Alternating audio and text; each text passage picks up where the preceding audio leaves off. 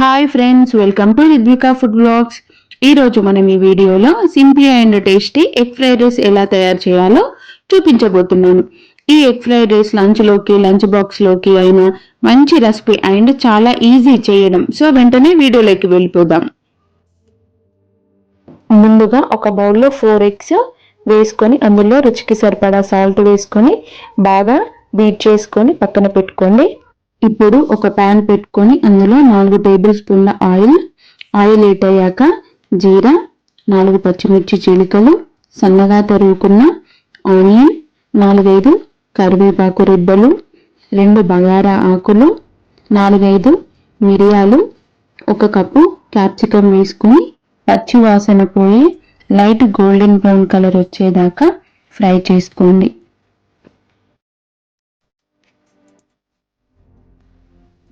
ఇలా light golden brown colour వచ్చాక onions అన్నింటినీ ప్యాన్లో 1 సైడ్ అనుకొని మనం ముందుగా బీట్ చేసి పెట్టుకున్న 4 ఎగ్స్ని వేసుకొని 2 నిమిషాల పాటు లో ఫ్లేమ్లో వదిలేయండి. 2 నిమిషాల తర్వాత స్పూన్తో కొంచెం ఎగ్ మిశ్రమాన్ని మిక్స్ చేయండి.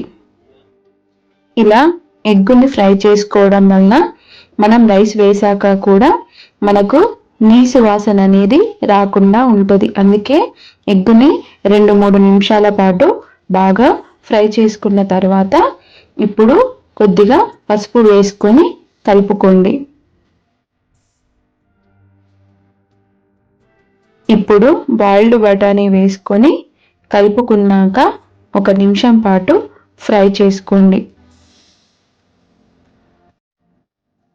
ఇప్పుడు 2 కప్పులు ఉడికించుకున్న బాస్మతి రైస్ను వేసుకొని కొద్దిగా కలిపి మిగిలిన రైస్ వేసుకొని 2 టేబుల్ స్పూన్ల కారము, 1 table spoon garam masala, 1 table spoon ధనియా పౌడర్, రుచికి సరిపడా సాల్ట్ వేసుకొని బాగా మిక్స్ చేయండి. ఇక్కడ నేను సాల్ట్ కొద్దిగానే వేసాను, ఎందుకంటే నేను ఫస్ట్ ఎగ్ బ్యాటర్లో వేసుకున్నాను కాబట్టి మీరు చూసుకొని వేయండి.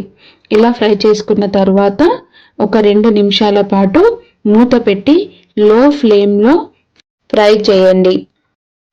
2 నిమిషాల తర్వాత మూత తీసుకొని కొద్దిగా కొత్తిమీర వేసి కలుపుకొని సర్వ్ చేసేసుకోండి. అంతే, ఎంతో simple and tasty egg fried rice ready.